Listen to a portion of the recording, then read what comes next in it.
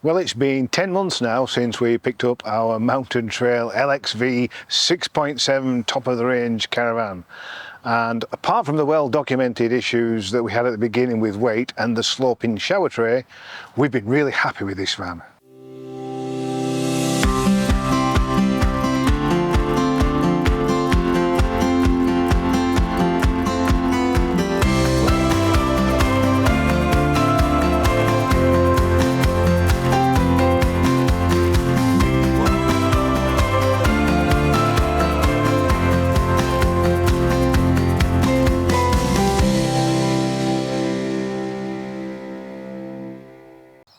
So the Mountain Trail is clearly very well built. Later in this video, you'll hear a consultant say that this caravan is, in his opinion, the best built caravan he has come across, and he's been in this industry for 10 years. Even when we go to caravan parks around the country, people admire this caravan. They come up and talk to us about it. They tell us about the tales of woe that they've had with their caravans, and thankfully we've had none. So it's clearly a credit to Nick and Heidi and the Mountain Trail team for building a really well put together caravan. But is it perfect? Is it worthy of the $200,000 plus price tag moniker that a top of the range flagship caravan would suggest? Well, not quite. There's a few design decisions that were made that I would question and say could be improved.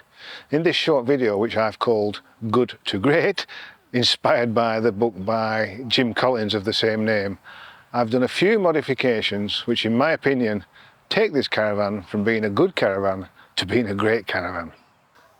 Later in this video, you'll hear me talk about some changes I made to the water tank filling system so that it now no longer takes 20 minutes to fill the water tanks, and I now no longer get saturated with water shooting back and drenching me from the water tank filling system. I've also installed a grey water tank bypass system, a very simple grey water bypass system. This caravan didn't have a grey water bypass system when it was first delivered. It should have done. And if it wants to be a flagship caravan, it should have something as straightforward as this. But most importantly, you'll hear Dave Roberts from ELEC talk about the changes that he made to the charging system, the solar charging system and the 12-volt charging system.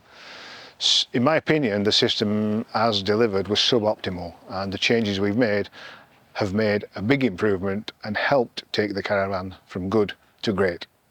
So rather than listening to me trying to explain 12-volt power systems, I'm going to hand over now to Dave Roberts of ELEC, and he's going to explain the changes that he made to the system. Over to you, Dave. Thanks, Peter, for your introduction. Peter and Jill asked me to look over their Mountain Trail van to make sure they were getting the best out of the electrical system fitted by the factory.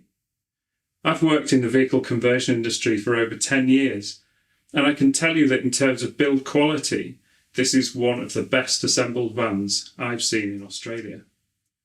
These luxury homes on wheels are designed to take you off-grid, away from the caravan parks, and because of the design of this van, it will take you to the most remote parts of Australia. The stovetop inside this van is a twin induction unit, which obviously uses electricity, although there is gas as part of the outside kitchen cooking facilities that slides away inside when you're not using it. And the water and the air heating are both done from diesel, which is a great idea because it means it's very rare that you need a gas refill, and it's great for staying off-grid because you can replenish that anywhere you can get fuel for your vehicle.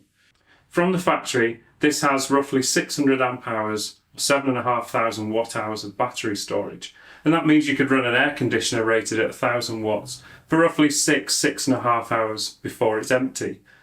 Or the compressor fridge can run with no charge input for around 6 days. You can't really use the last 10% of your lithium battery storage. So there is plenty of power to supply things that you need to keep you comfortable on your adventure. However, there is one major issue here, and it's one that occurs in many caravan electrical system designs. It's all fine having a large battery capacity, but you need to be able to recharge it from somewhere, and when you're in the bush there's no 240-volt shoreline connection to rely on to charge for a long time. This van has 960 watts of solar panels on the roof, meaning you should be able to fill up the batteries from empty to full in around 1.5 summer days. But there is a slight problem here. There's not enough capacity in the fitted solar regulator to use all of that solar energy in the middle of the day. The solar panels can generate 960 watts, but the regulator is limited to around 650. So, to solve this, we fitted new solar regulators with enough capacity to use all of the solar energy available. And it's important to say here that your panels will not generate 960 watts from sunrise to sunset, so the gains made are applicable around the middle of the day from 11 AM till 2, but it's still a really important gain. The other change that we made to the solar is to combine pairs of panels together in series to give a higher voltage output. This means the solar system can start earlier in the morning and can run later into the evening. The gains are not life-changing, but for such a minimal cost, it seems pointless to have a system that is not working optimally. We couldn't have made this change without fitting the new solar regulators, so always check the maximum PV input voltage for your regulator before you make any changes to this. The next problem to solve is charging from the tow vehicle. From the factory, this caravan will draw approximately 30 amps, or about 360 watts from the tow vehicle. But that's not great, and it means it will take around 18 hours of driving, continuous driving, to recharge the batteries from empty to full, if it's a grey day and there's not really much solar coming in. So we really needed to do something about this. Because we've fitted new solar regulators for the panels, there's some spare capacity in the equipment that was fitted by Mountain Trail that we could reconfigure so that we can charge faster from the tow car. Thankfully, the Ram 2500 this is towed with has an alternator which is able to supply just under 80 amps at idle and far more once the engine speeds at 1000 RPM, and this is conveniently the amount of power that we can reconfigure the factory fitted equipment to charge at. So with some reconfiguration, new 35mm squared cables run from the battery in the Ram to the charging equipment in the van, we can get 80 amps of charge current in. It's important to say here that you can't take 80 amps for hours on end when the vehicle is at idle, because this is taking more than is being produced by the alternator when you add up all of the other loads that are on the car. So we use some of the switches on the dashboard of the Ram to control the charging. The first switch enables the charging at 50 amps and sets up the van for towing, sets the air suspension to the road height, does some other stuff. And then there's a second boost switch which activates the higher rate of charge at 80 amps. The Ram also has another trick up its sleeve, variable high idle. If you really need to charge from the car without driving it, using the cruise control switch, you can wind the idle speed up to 1000 or 1100 RPM. But it's really important to make sure that you don't exceed the rated output of your alternator at idle with all of the loads that you have, including the base load of the car, charging the car's battery, any dual battery system you have in the car. When planning your caravan and car electrics or making changes to one or both systems, it's critical to accurately work out the loads, the alternator capacity, and how you're going to manage it all. And we have systems that you can do, that will do all of this for you. You don't need a Ram to be able to control how much power you charge with. Back to some numbers then. So we've increased the solar from the max charge current of 50 amps or 680 watts to 70 amps and about 960 watts. This means on a sunny day the recharge time is faster for solar only. We've increased the charging from the tow vehicle from about 30 amps, 360 watts to 80 amps or 1100 watts. That's empty to full with no solar in 7 hours rather than 18. Combine the two charging methods while driving, along works here because the solar and the tow vehicle charging are separate systems. Before the change, if you drove in the peak of the sun, the maximum charge rate combining both solar and tow vehicle input would have been about 80 amps or 1100 watts. Now we can charge a maximum of 150 amps or 2000 watts in full sun while driving. If you drove in the peak of the sun between 11 and 2, you could go from empty to full batteries in a little over 3 hours in ideal conditions. But there's another advantage too, because we've reconfigured some parts of the factory supplied system. We now have an extra dedicated solar input. Previously, the solar system combined the external solar on the roof with the external panel input. This could give a situation where adding a solar blanket of the wrong voltage or power would actually reduce the solar output to the batteries. So you can now add a 300 watt unregulated solar blanket once you're parked up, and that brings the total potential charge input to 100 amps or 1200 watts in ideal conditions. All of this highlights one critical thing. You need someone like us, independent of the caravan manufacturer, with design experience to look at your energy requirements. I've designed and installed systems like this for many years. I've travelled off-grid with my own family in Europe and in Australia, so I've got some real-world experience of what works and what doesn't. And we always start with requirements. We never ask what battery size you want. We ask, how long do you want to survive on your own for? How fast do you want to charge? What do you want to run? The equipment that we specify is chosen on reliability, experience, and its ability to work in our design to meet your needs. This is not about brand preference, although we always specify reliable, well-tested products. It's about being right for the design and right for the customer's need. The electrical system in the caravan cannot be considered all on its own. The minute you have or you intend to install a dual battery system in your car, that plays a really important part in the decisions you can make about the caravan system. And this applies the other way around too. So if you're planning an electrical system and need our help, please ask before you spend your money. It's far easier to get this right and far cheaper to get this right before it's built rather than after. Peter, from the studio, back to you. Thanks, Dave. I know you worked extremely hard in the heat of Darwin to get this system done. If you'd like to contact Dave, if you're interested in what he has to say that they may be able to help you, I'll put his contact details below. So, my next fix, nowhere near as elegant as Dave's fix for the solar system, was to figure out a way to resolve the problem of the ridiculous water tank filling system on this caravan. The caravan has 3 water tanks, 2 at 85 litres and 1 at 125 litres, and all of them are filled by a traditional inlet outside the caravan.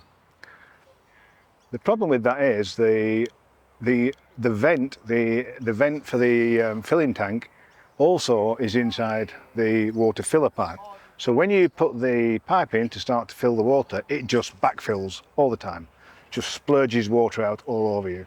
It takes an eternity to fill the water tanks. It takes me sometimes between 20 and 30 minutes to fill the water tanks, and then I have to change my clothes because they're all wet.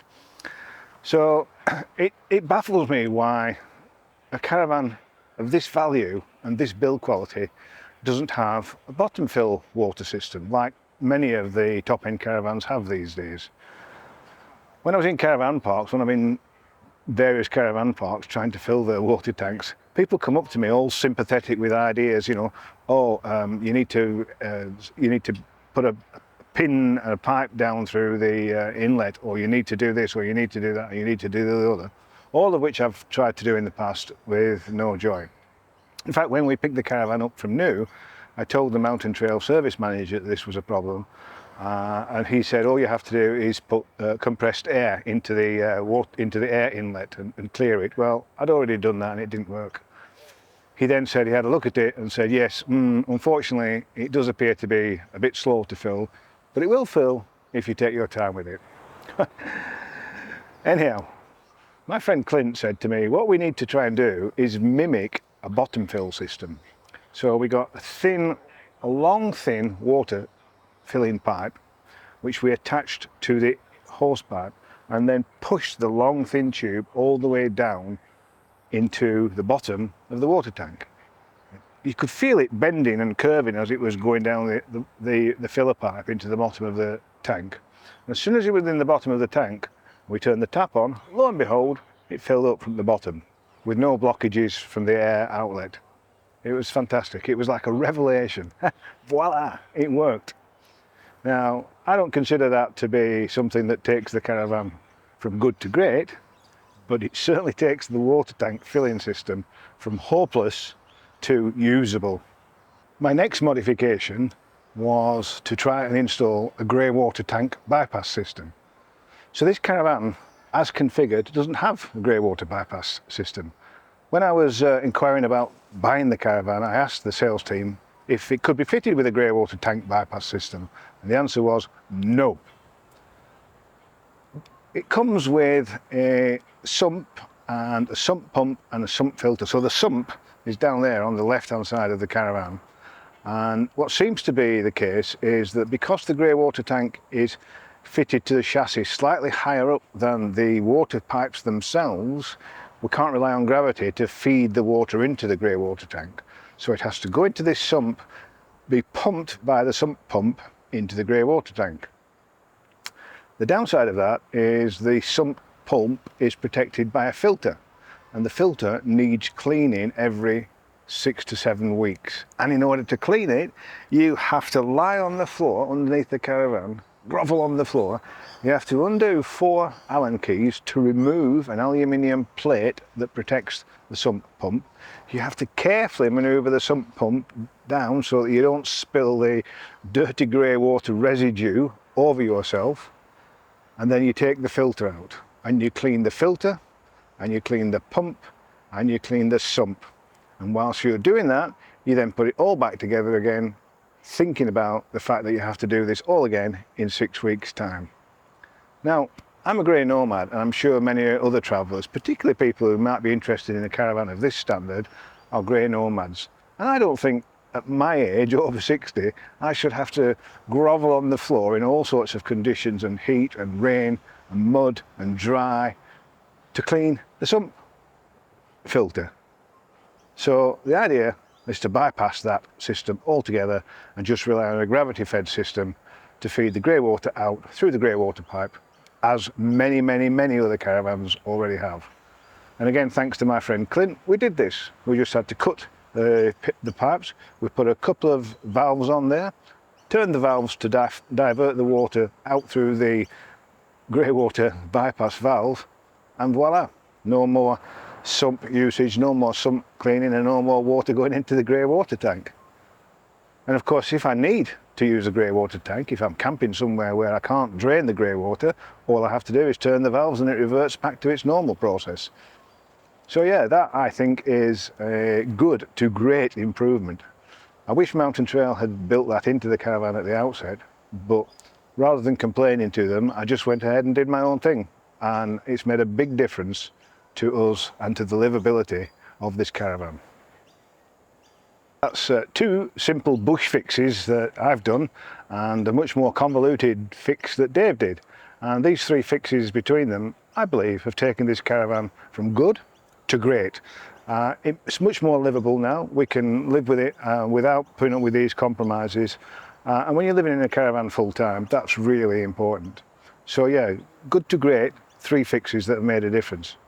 So would I recommend this caravan to someone? Well, absolutely. It's absolutely fantastic.